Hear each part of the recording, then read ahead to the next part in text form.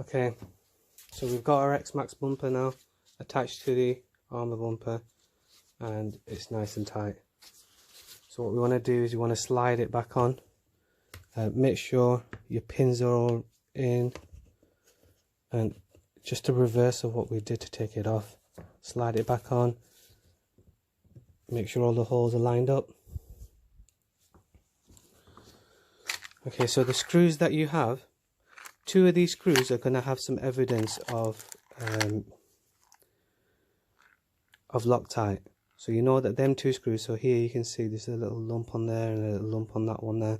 These 2 here are to go back into the front of the bumper, and then the other 2 screws go back into the bottom there. So we'll just put these back in now quickly.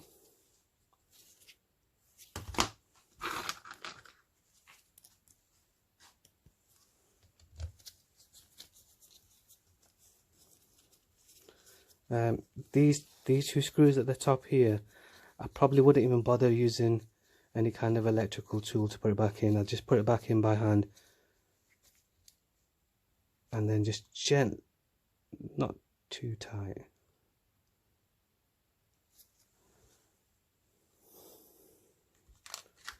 Let's get this one back in as well.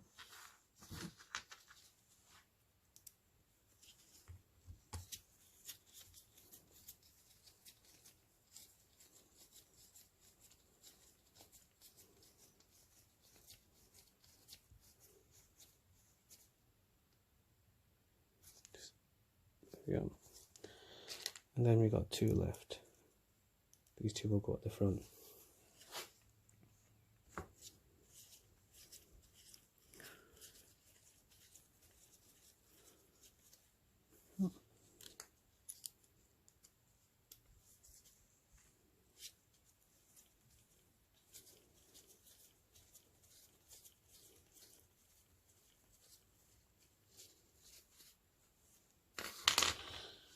Okay, so them screws are in now. One more addition that I like to make whilst I still have a chance now. So now these 2 holes here are quite exposed once you're running in grassy areas and mud, and you tend to find there's a lot of mud gets stuck in there. Now once you get mud in there and you're trying to scoop that out, it gets very difficult. You can't hardly see down there as well. It's quite a deep hole. You don't want to have any mud inside the end of the screw, or you could slip your driver on there. You could end up rounding that screw off, and that would cause you a lot of headache trying to get that out again. So just a little quick fix for that is to put some regular tape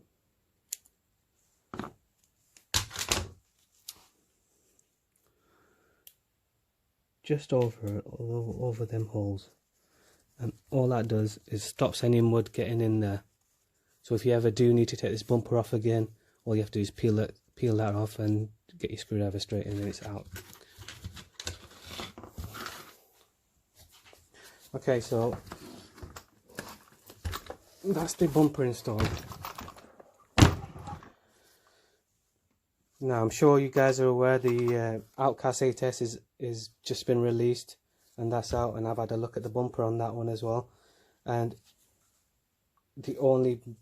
obviously the shape is different, but the other major difference is the Outcast bumper has some kind of supporting mechanism in this area here, and basically what that does is, as soon as if you have any kind of knocks on the front, it will absorb that knock rather than put that knock through any other plastics and potentially break plastics. Now I have seen videos where people have ended up breaking their Arrma bumper just at the bottom here, and it just cracks straight across. So my solution to this is this here. Now this is a piece of plastic. It will give. Can you see? I can bend it. Now I have to use a bit of force. I don't know if you can see that. Now my solution to it was to just put something like this in to this space here and not screw it down or anything like that. Just leave it loose, not loose, but leave it in there tight enough so it won't fall out. And if the car does have any kind of crashes or any bumps on the front, what I want to happen is I want this piece here to either break or fall out, absorb the hit. I don't want any of the plastics breaking. So my little hack for this, I'll just push this back. What this is now, I was searching quite long and hard. There's nothing out there on the market that you could buy that you could put in there. So it's just a case of looking around and seeing what you could find. Now, what I did find was a pair of my old wallpaper hanging scissors. I'll quickly show you that. Now, two handles obviously, the other handle's missing. I'll just show you on this handle here, the way it's designed. It has some hard plastic on the outside and it's got some soft plastic on the inside. Probably just to make it comfortable on your hands, but if you look, if I squeeze, it's got a little bit of give, not too much, and it's not flimsy either. So the bigger side is from that side there. So I used the hacksaw, just sawed it off, and then all I've done really is to put some black tape around it, because obviously it's blue and the car's black. So I put some tape around it. I popped it into the car.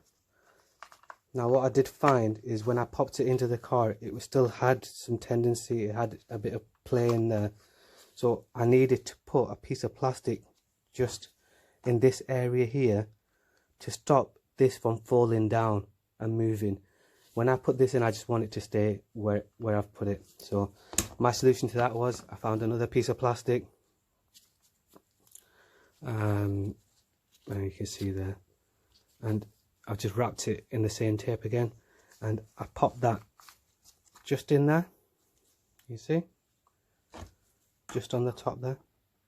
Underneath the sway bars, brackets.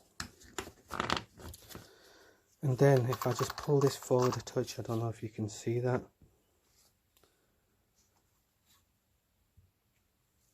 Let me just get you off there, I'll show you. Right, so this thing, it's a bit difficult trying to do it with one hand. Not gone in.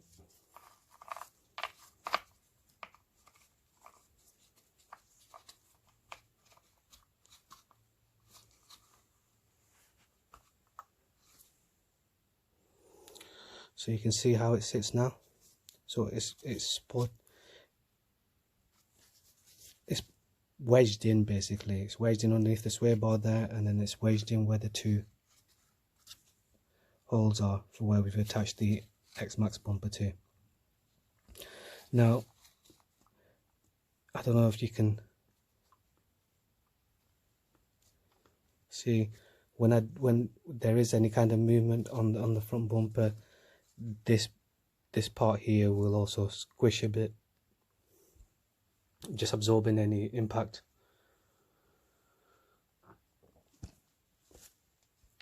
Okay, so I'll quickly show you now. This is your xmaxx bumper installed, and just underneath, I think you can see, I'll just get some more light over here. There we go. So that's where it attaches to the Arrma bumper, and that's where we've put a bit of tape on, just to cover that up. Now, the only issue we have with regards to the body is where we've put our spaces now. So here and here, the body tends to catch them spaces because the body is designed to sit over the original bumper. Now that we have these spaces in its way, the body sits on the spaces instead. So my solution to that is just to cut out, just quickly show you. So my solution to that is just to cut out 2 holes on the Arrma body, and what it allows me to do,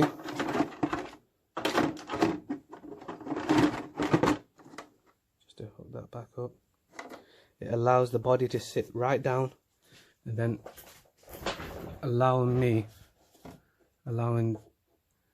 your body stays to pop through the hood nicely, and you can stick your pin through it. Initially I didn't do this, and I found it really difficult to get these pins in lined up, and also the body was being stressed at that point at the bottom, and I didn't really want it to crack. So guys, that's the xmaxx bumper now installed, complete. I'm really happy with the way that's turned out. The only issue I can see is this side of the body is just sat up a bit. Now it probably just needs a little bit more taken off the body, where the body meets the spacer. It's probably catching on that spacer, which is a relatively simple and quick and easy fix. Even if you didn't want to do that, you could probably just push the body down and put your clip in. I don't think that would be a problem. But I'm really happy with the way this turned out. I'll quickly show you from above. You can see how much it's sat away from the body itself. So it shouldn't rub against the body. And I think it really enhances the look of this car.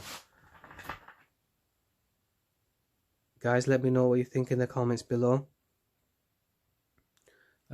Please like, subscribe, share. Look out for any further videos. Oh, by the way, talking about future videos, another planned video is I own an xmaxx, the rock and roll version. Absolutely love this car. I love that body. Now I plan to put the Traxxas LED light kit on there. Oh, that's upside down. Traxxas LED light kit on there. I've also got myself a rear bumper for the xmaxx, if you can see that. Now I plan to install this light kit on the xmaxx. The front bumper, I'll install the front light on there, but I don't like the way that Traxxas have designed the rear lights for this kit to be installed on the body. Ideally, like the Maxx, I want to have the light kit installed on the body itself, on the actual chassis and not the body, so I can rip the body off if I'm out and about and not have to unplug and plug wires back in. So I don't know how, but we'll work out a way of installing the rear LED kit, the rear one, onto the bumper itself.